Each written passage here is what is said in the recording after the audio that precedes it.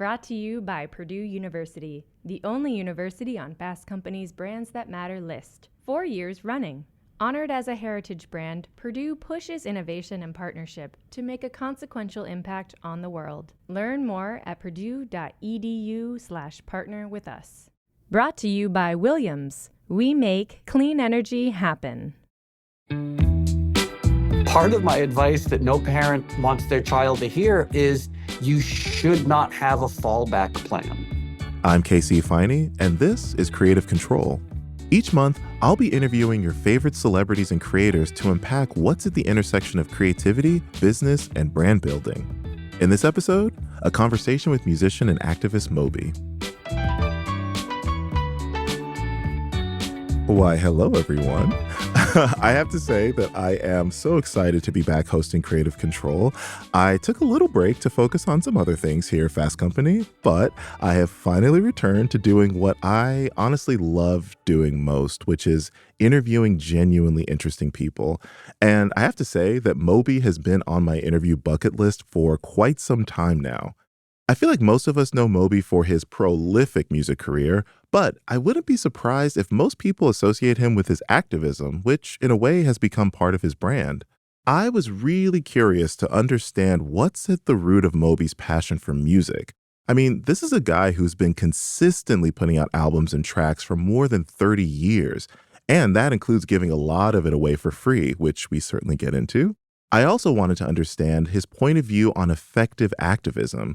More specifically, how can you use creativity to get people to care about a cause? So to start, I asked Moby what's his origin story as a creative? And in true Moby fashion, as you'll come to understand in this interview, his answer is a journey in itself. Okay, thank you for asking that. There's so many potential ways self-involvedly for me to look at that. Because there's almost there's the anecdotal approach, which hopefully might be interesting. But then there's the almost more you could look at it from a hereditary perspective, because I come from a weird long line of strange artists and writers and musicians. But in a way, I almost like to look at it psychologically. And what I mean by that is I grew up with a lot of trauma and confusion. I grew up very poor. My mom and I were on food stamps and welfare.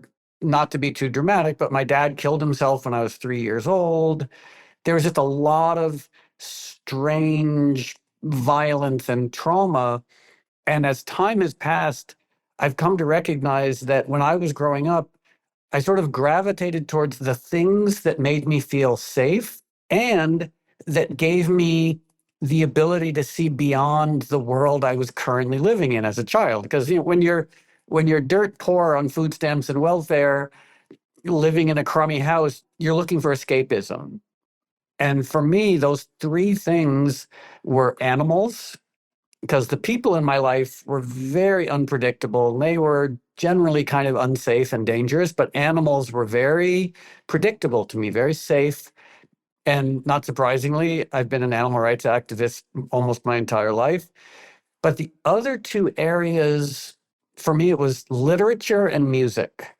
Literature was a way of pure, controllable, egalitarian escapism, meaning I could go to the library and I could check out a Robert Heinlein book or a Ray Bradbury book, and I could disappear and go somewhere else that was not poor suburban Connecticut. And music was similar, where it was free and it represented entire worlds. When you listen to a David Bowie album, when I was 8 years old and I discovered David Bowie, I was like, oh my God, he's from Europe. I don't even really know what that is, except it's very far away and it seems way more interesting than Stratford, Connecticut. Understandably so, and fair. I mean, not to disparage Stratford, Connecticut at all, but I'd like to think there's a little bit more going on in Europe. So yeah, fair there. So I mean, to that end, I mean that's such an interesting way to phrase it. Like you had those three things that were your form of escapism, and obviously, as you mentioned, you've been a pretty much lifelong animal rights activist. You've obviously had such a successful career in music. And I know that for a while you thought that you were going to teach philosophy. And so I'm just curious, how music sort of animal rights is still part of your life, but music definitely kind of won out. That's what we primarily know you for. So how did that sort of edge out over, say, studying and teaching philosophy? Wow, that's a really interesting question. I'm going to have to bring that up with my therapist because, yeah, because there was this moment in the late 80s. I never quite finished college, but I kept going back sporadically. And for a brief moment, I was like, okay, maybe I'll try and get my PhD. And I was also really fascinated with theology. And so I thought, okay, I'll be a philosophy professor, I'll teach theology, and I'll make music in my spare time, and no one will ever listen to it, but that's okay. It'll just be something I love. But then I guess the world of music at that time was just so exciting. Philosophy is fascinating. Philosophy is super interesting, and I still love it. But in a way, it just couldn't compete with the thrill of music. The history of music, the 20th century history of music was just so, everything about it was interesting and exciting and emotional and powerful and at times revolutionary. So I became a dilettante philosophy person and a full-time musician just because, I don't know, Kant and Kierkegaard are great, but they can't really, when it's the middle of the 80s and they're trying to compete with Nirvana and Public Enemy and the birth of house music and Eric B. and Rakim and et cetera, et cetera. It's like, yeah, so So what about that music would you say that that era of music, you responded to it because, that's around the age, like when most, I guess, like when people, are sort of absorbing everything around them and everything feels like, like new and amazing, or like, was there something genuinely in that music? Because I think a lot of people coming of age now, like when you were coming of age, in the 80s, a lot of people can say that about, the feeling that they have about music now, so to speak. And so I guess like what really was it about that era that felt so electric to you? Like, what was it outside of just that's when you were sort of coming of age in a way? it's a great question because obviously there's something very seductive in the familiar. I'm 59 years old, so like on one hand, when I look at the music and culture I grew up with, like I still love it because it's so familiar and it's woven into my DNA. But if I take a step back, one thing I will say is popular music, modern music from about 1920 until fairly recently was in a state of constant reinvention.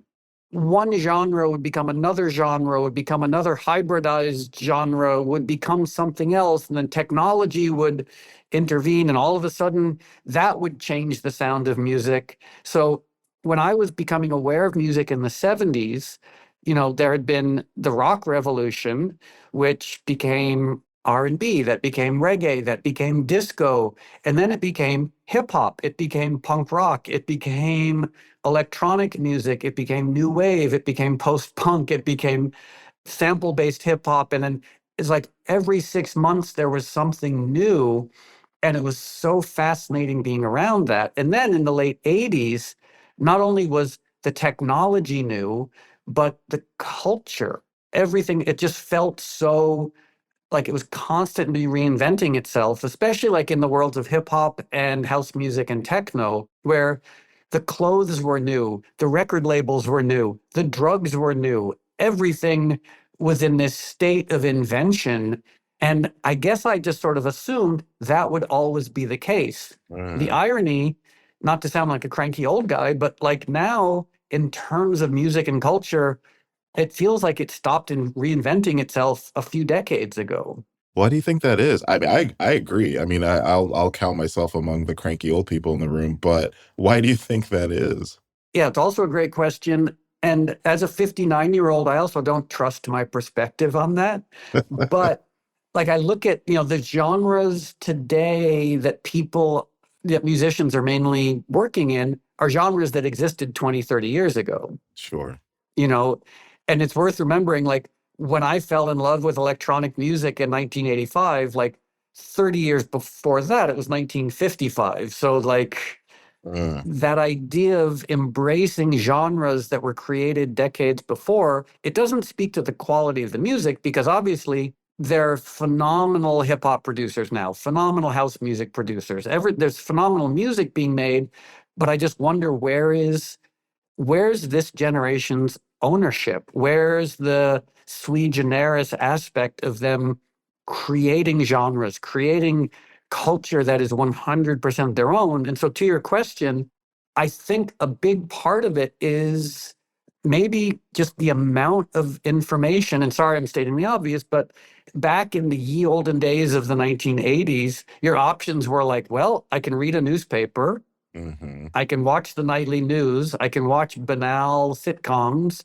I can see the occasional movie, or I can focus on music. And now I don't understand how kids have the time to do anything now, because there's that onslaught of information. I was at a friend of mine's house recently, and she has a 13-year-old, and at the same time, he was like on Snapchat, DMing his friends, playing Minecraft or some game, also while doing homework and listening to music, and also possibly making, like, all at the same time. And so I think maybe that's when you're so overwhelmed by data and information platforms, maybe you don't even feel like it's within the realm of possibility to invent anything, because you're so busy surfing on all these other platforms. You're like, whereas back in the 80s, we were bored. Right. And we're like, I got plenty of time. I guess I'll go invent a genre. That's an interesting take. That's a very interesting take. And, I'm glad that you brought up, you said you really fell in love with electronic music in 1985 because, I know that you started playing guitar, which led to you studying classical music and music theory, and you studied, piano and jazz and percussion and all these things. And I know you were really heavy into like in the punk scene as well. I know that was very transformative for you. But we know you primarily as an electronic musician. So what about this genre really stuck for you? And I know that you can explore different genres there, like within electronic, but that's really what stuck. And knowing that you came from this very wide pool of options, so to speak. Like why am I not talking to Moby the jazz musician or Moby the guitarist? Like what about electronica really stuck for you? If you were talking to my music teacher back when I was really young, he still, I think his heart is broken by that, because he was training me to be a virtuoso. Like, I was supposed to be a virtuoso jazz guitarist or a classical guitarist. And then I heard The Clash, and I was like, oh, I like jazz, I like classical music, but it can't compete with The Clash. And then I heard electronic music, which at the time was everything from, Kraftwerk and Africa Bambaataa. I was like, it sounded like it was like science fiction moved to the city, and it was just so exciting. And the potential, like, a guitar is perfectly fine. I love a good guitar. A guitar will never really make more than 6 notes at a time. And more often than not, guitars sound like guitars.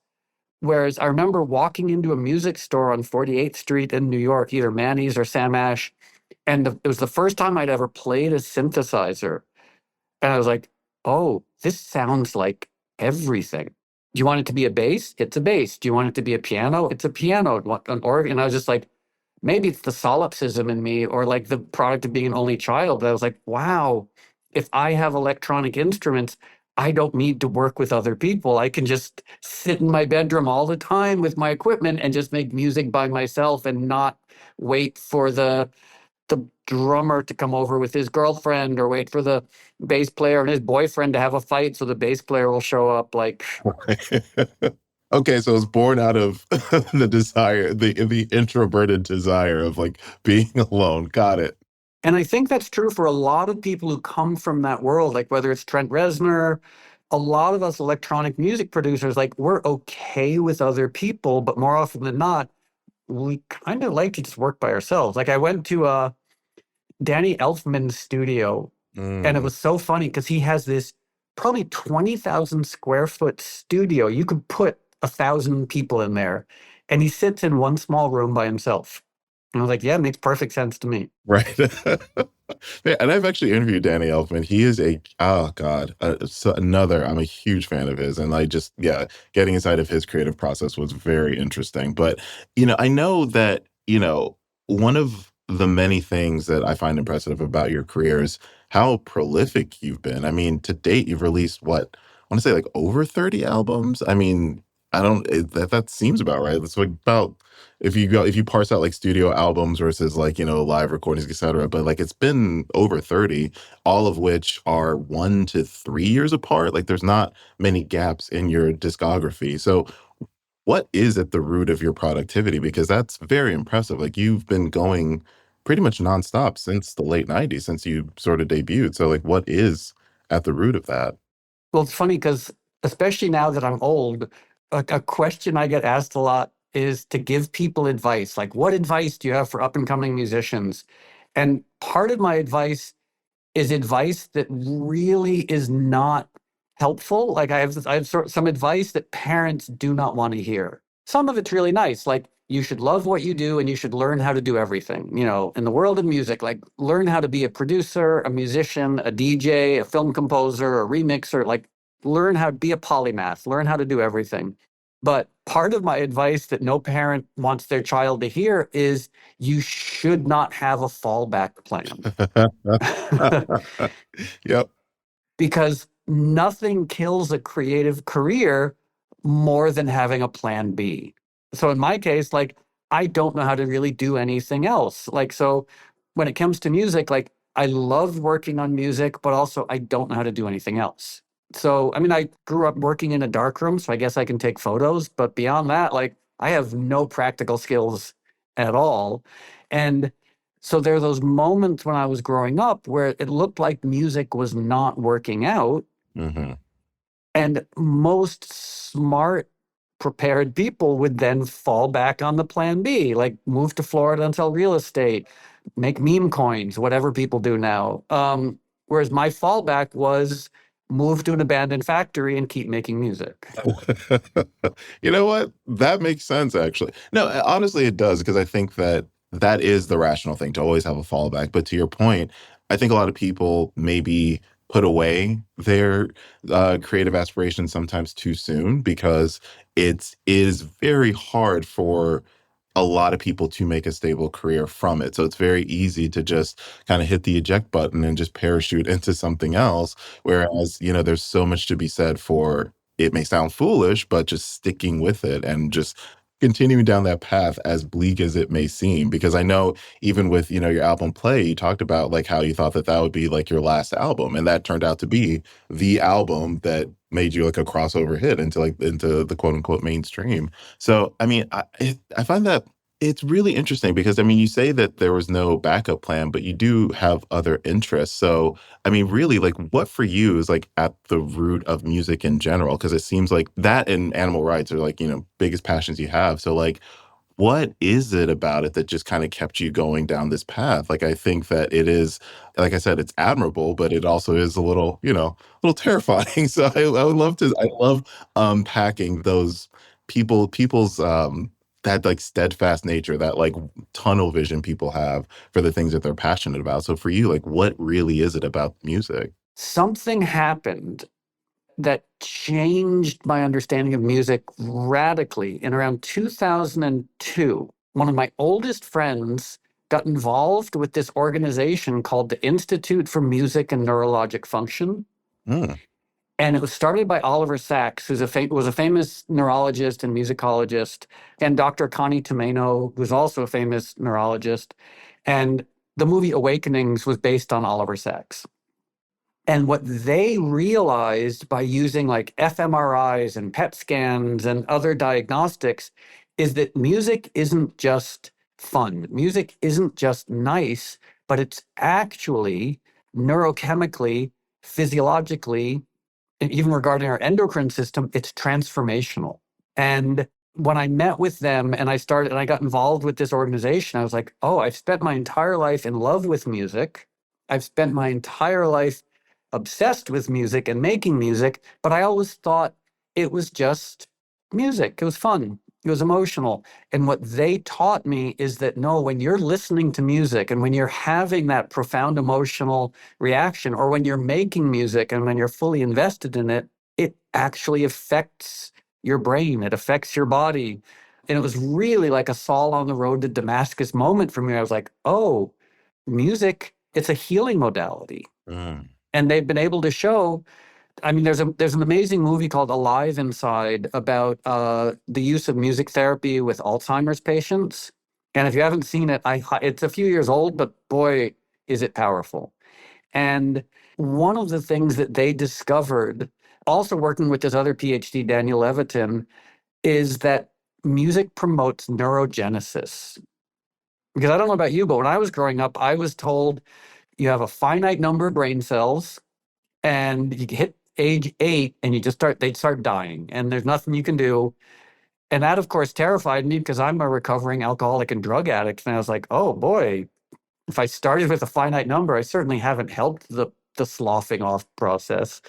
But what they've learned is that music therapy and other types of activities actually promote neurogenesis, specifically in the hippocampus. So I found that to be so encouraging. And so that changed my perspective on music, that music was no longer a job. It was no longer just something I loved.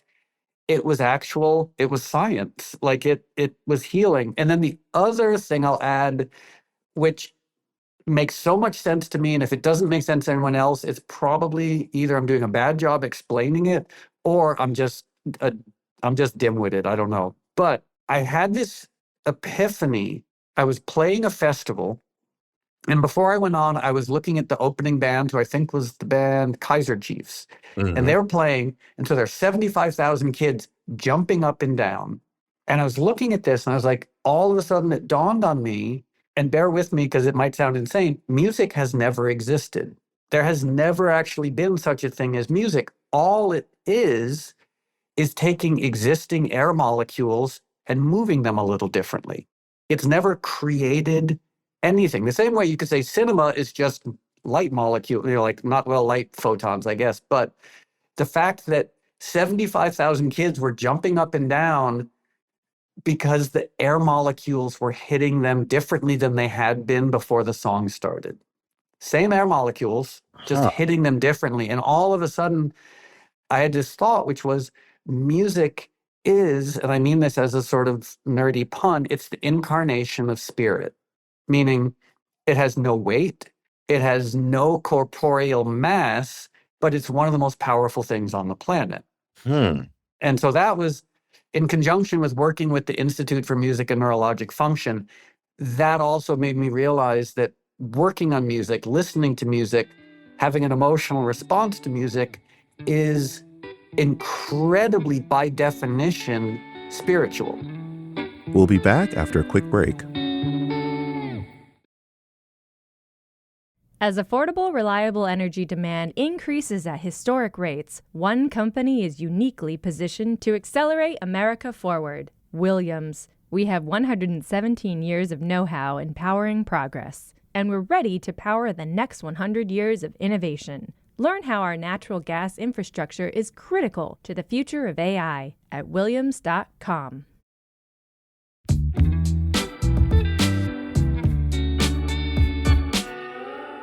And we're back.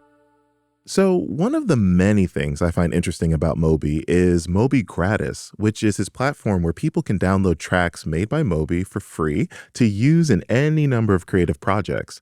Moby launched Mobygratis in 2005, and he's been building on it ever since. Here, he explains how it all got started.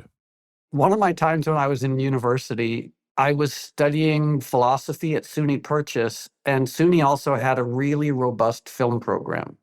And I had a lot of friends in the experimental film program who then went on to become relatively accomplished filmmakers. And their recurring complaint and frustration was how hard it was to get music for their films, especially small budget indie films. And like friends of mine who would be maxing out their credit cards and getting a third mortgage on their house to make a film, and then finding out that like the most difficult part of making the film was getting the music. And so I started Mobygratis as a way of just giving unreleased music to filmmakers, to nonprofits, to NGOs, to students.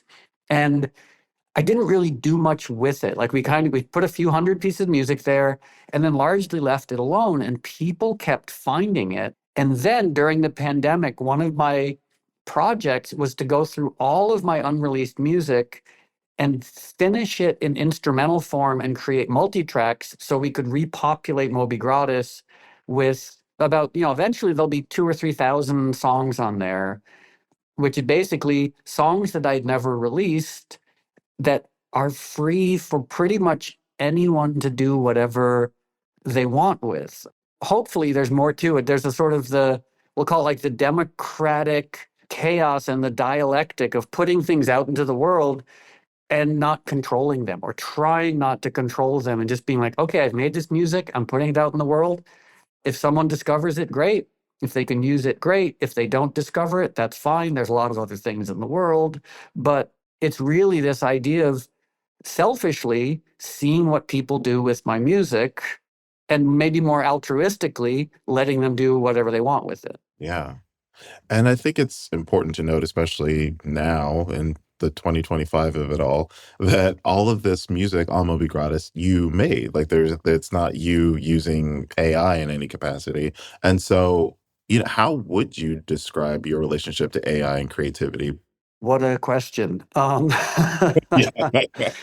Just to be clear, all the music on Mobygratis is just the product of me alone in my studio. And, the fact that I don't date, I don't really have a family, I don't socialize that much. I have a lot of time to work on music. So there's no AI involved. The creative community thanks you for that. Truly. Yeah. But it's funny, I had dinner with a friend of mine who is the only person I know who seems to, because he's involved in a lot of different facets of AI, from film production to animation and video game production and science and tech. He's the only person I know who's not siloed in his approach to AI. And I was able to I had dinner with him, and he became my personal TED Talk of one. He basically answered all my questions and told me, his predictions, some of which are terrifying. And the only conclusion I can come to is that there is simply no way to really have an opinion about AI, because, at least for me, my perspective is there's so many variables and it's evolving at such an incredibly rapid rate.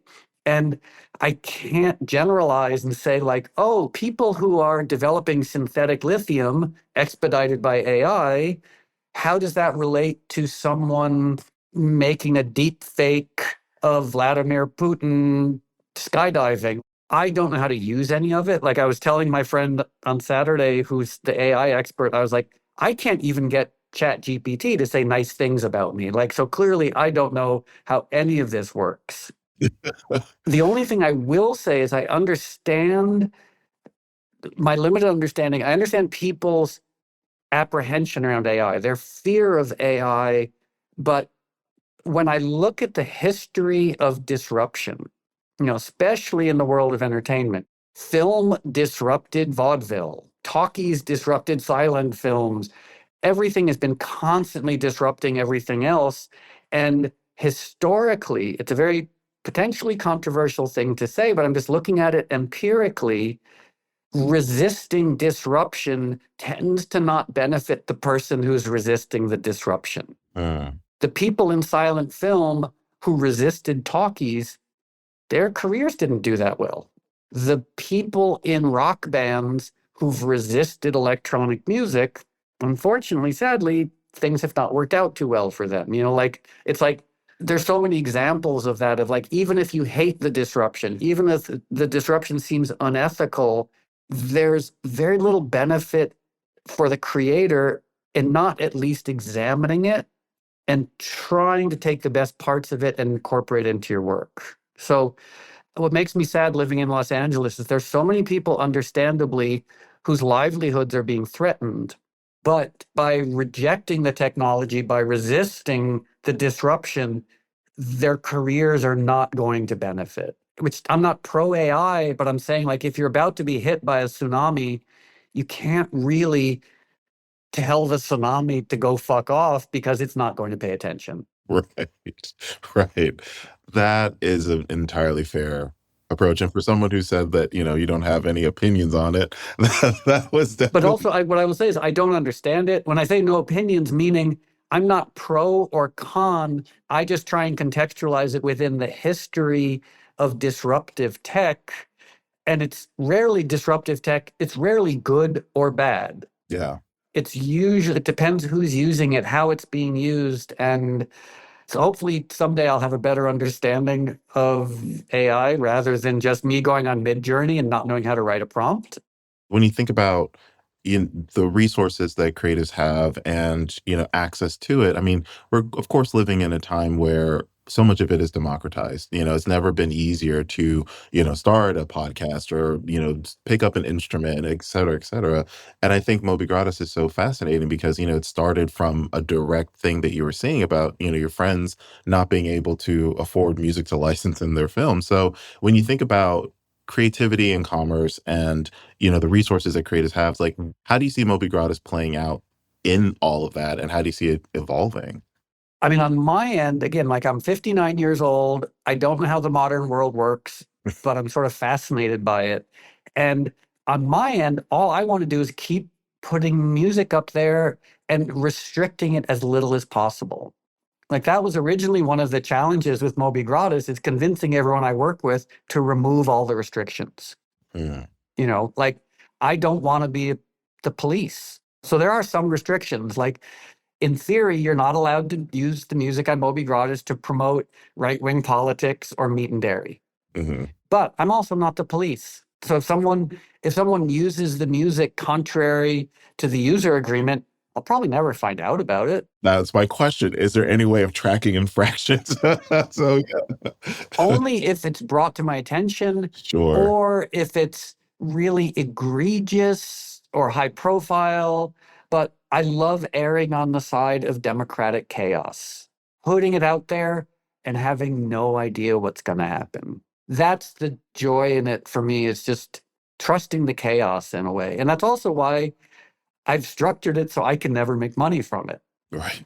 I'm not opposed to revenue streams. Revenue streams can be nice. They enable me to have sweatshirts, and when we're done talking, I'll probably go make a sandwich. These things are the product of revenue. But it is a question, and I'm sure that you're in the eye of the storm. The middle of this is the role of wealth. What's the goal of wealth? Whoa, Moby. I Yeah. think about this all the time.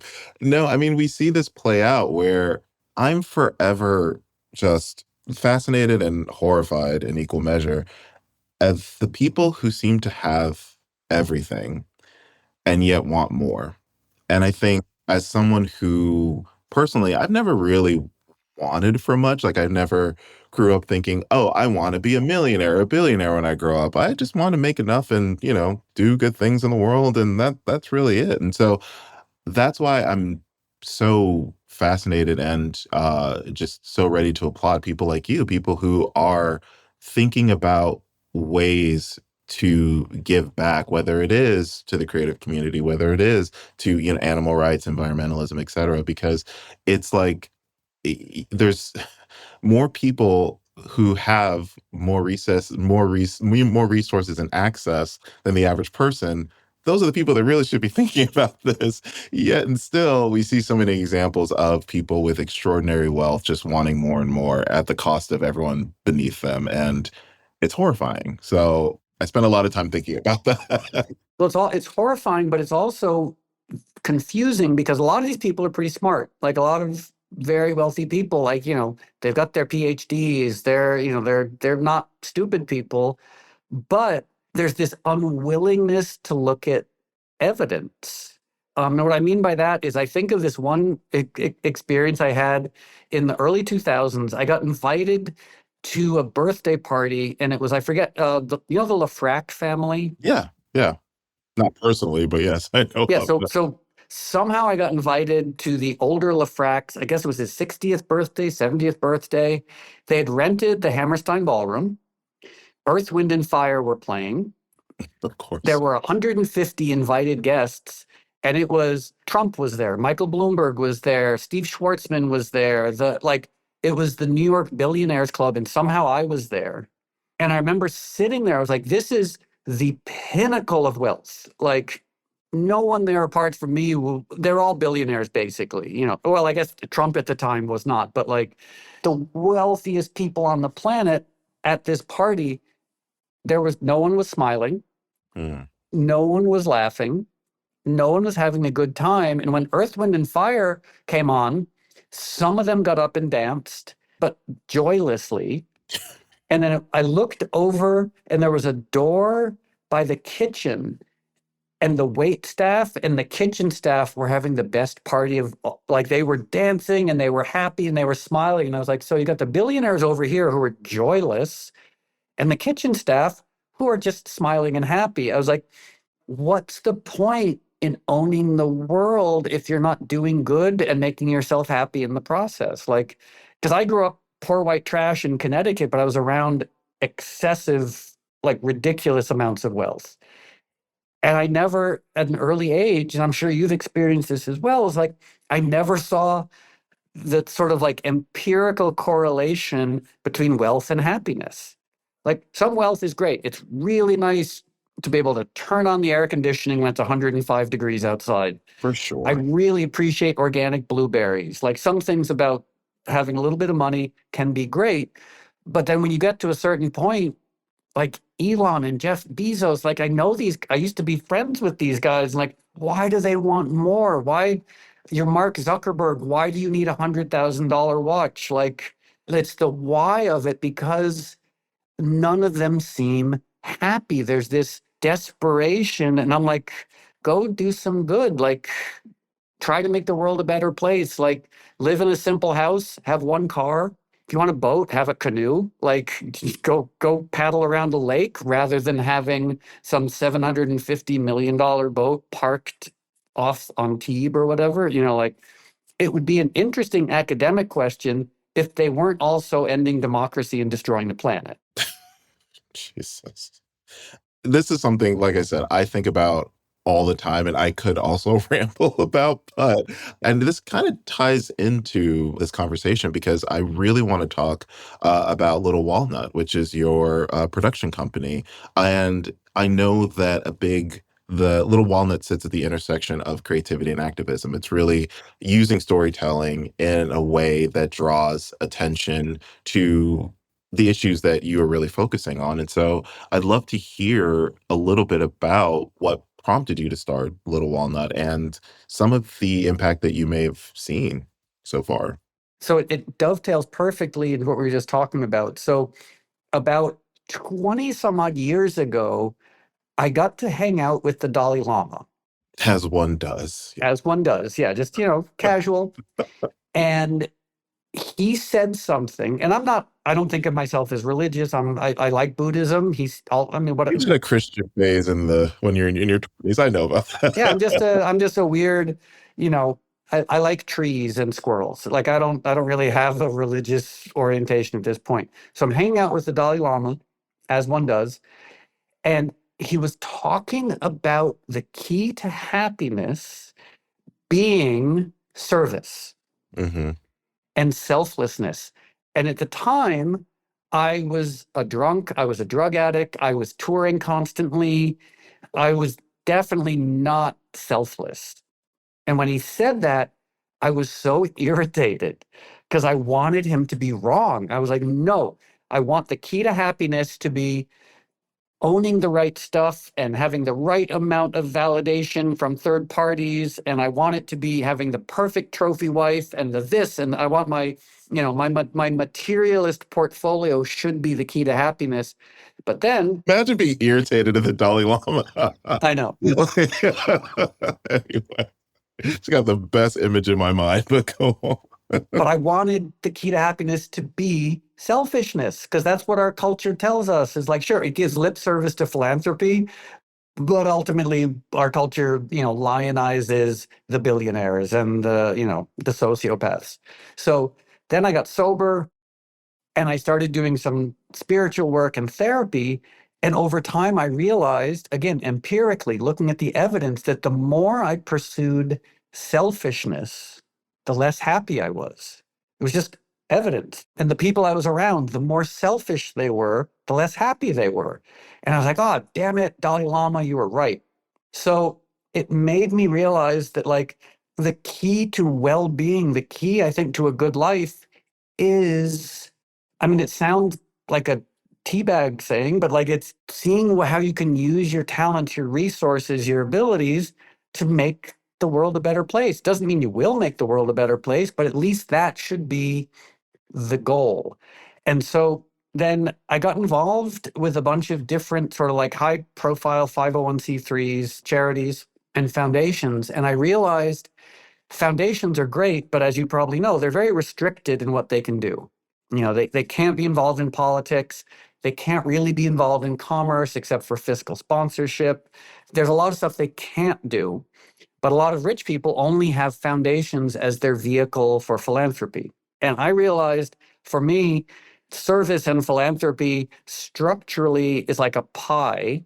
And thanks for letting me ramble on about all this stuff. No, yes, this is the perfect place to ramble. Pause. You mentioned that you keep saying ramble, like, but what you're saying is so important and fascinating. Like a ramble meanders and goes nowhere. Like you always land at a point. I've seen so many interviews with you where you pontificate and have these very long, rich answers, but they always land at a point. So never feel like you have to apologize for quote unquote rambling because it's not, yeah, no, no, no, no.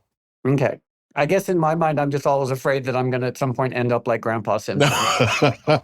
You're not yelling at clouds. You're doing fine. To continue my non-ramble that I should not apologize for, I started to see activism and philanthropy as this pie. And one quarter of the pie is 501c3s, traditional nonprofit philanthropy, which is great. Another quarter for me was politics, you know, the world of C4s and PACs. Then the other half of it is media and commerce, because especially in the world of animal activism, media is profoundly important. And commerce, think of, you know, the clothing brands, think of Miyoko's vegan cheese, think of Impossible and Beyond. They're not doing that well right now, but still, like commerce is a very essential part of many types of activism. I had my foundation and then a donor advised fund. That's the 501c3 part. The political part, my friends and I do a lot, like we go back and forth to DC, which is not my favorite thing to do, but it can yield really good results. But then the media side is what you mentioned, is Little Walnut, the production company. And it's not didactic necessarily, but when activist storytelling works, it changes the world. And I don't know if I'll ever do that, but what a great aspiration. When I think of like the movie Philadelphia, or even think of Will and Grace, I see those two pieces of content as basically almost like a direct line to marriage equality. And I think of a mate like Selma, basically these phenomenal stories that change people's hearts and minds.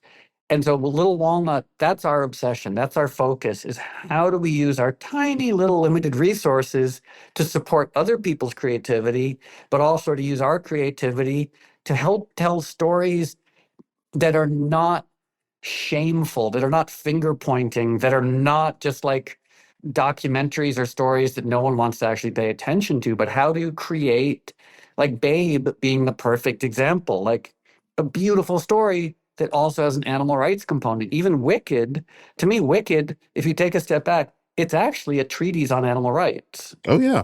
When you can do that, when you can use creativity and resources to tell beautiful stories that also make the world better. I just see that as being such an essential task, an essential, you know, dharma, as it were. You're completely right. And I know that two things can exist at the same time. You can have these beautiful, well-told, artful narratives that you push out into the world that have, the deeper meanings that there's almost feel like subliminal messages in a way.